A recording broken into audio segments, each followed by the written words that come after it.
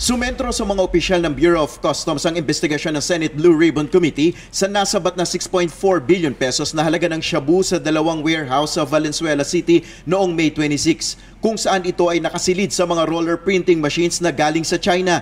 Dito kinuwestiyon ng mga senador ang BOC kung bakit madaling nakapasok sa bansa ang naturang kontrabando, lalo na't bago pa lamang sa importation ng EMT Trading na siyang consignee sa naturang transaksyon.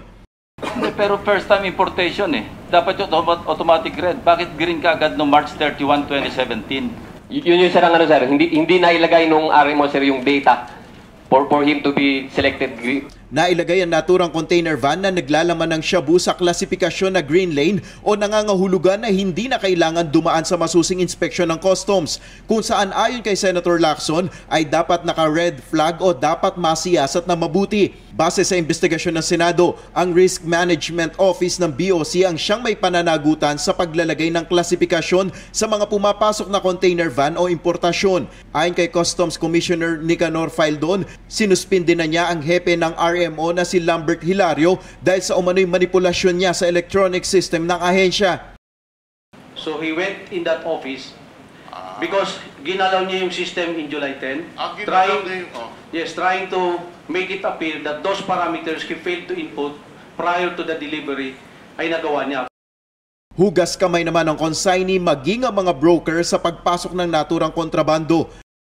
Yung mga shipments po, hindi ko po alam kung ilan po ang napasok na nila. Mayroon kong sinabing consignee for hire. For hire. Anong ibig sabihin nun?